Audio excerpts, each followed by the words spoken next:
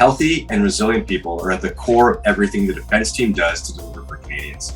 The release of the defense team's total health and wellness strategy emphasizes an unprecedented focus on the care for all military members, their families, D&D public service employees, and defense civilians alike. To tell us more about the strategy and how it will impact defense team members, we're joined today by Total Health and Wellness Subcommittee co-chairs François Bariteau and Colonel Stéphane Boucher. Colonel Boucher, to start us off, could you briefly describe the strategy and why one is needed? Yeah, I'd love to, because I'm excited with this project that's been 3 years in the making. So the Total Health and Wellness strategy is the first of its kind in defense. It's an inclusive strategy and represents a renewed and integrated approach to the way we care for the members of the defense team. As you mentioned, that includes the public servants, military members, and military families.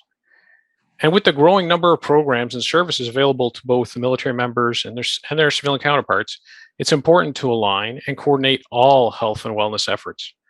The ultimate goal of improving the health and wellness of the defense team is of primordial importance.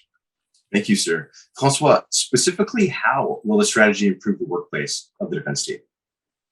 Thank you for the question. The strategy provides, in fact, a framework to help identify the multiple connections between our professional and personal lives, how they interact and influence our ability to balance the demands at work and at home. We should think of this strategy as a holistic health and wellness umbrella, under which you will find all of the D&D CAF health and wellness initiatives, programs, services, and resources that exist.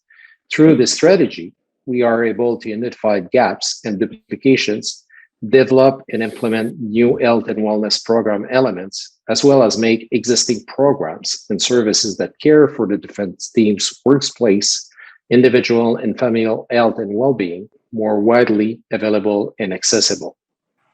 Thank you. And Colonel Boucher, what are some of the short and long-term objectives that you're hoping to achieve through this strategy? Well, that's a great question. So the strategy is a 20-year view. The strategy is broad in scope and touches upon all the dimensions of health. But one of the goals is obviously to improve the work environment, whether it's on a base, a wing, in the office, or on operations. Defense team members have the right to be treated with respect, dignity, and fairness. That's why we're adding personnel to bolster our efforts to eliminate harmful and inappropriate sexual behavior. We're going to be introducing the continued growth of the Workplace Harassment and Violence Prevention Center of Expertise and offer a full range of services to the defense team. We also recognize that sex and gender are important determinants of health, and that when women and gender diverse people face different challenges.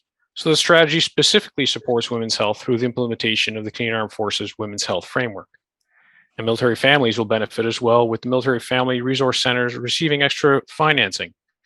This will be to reduce wait times for mental health services, provide access to telemedicine, and improve counseling services. All these were highly solicited during the pandemic.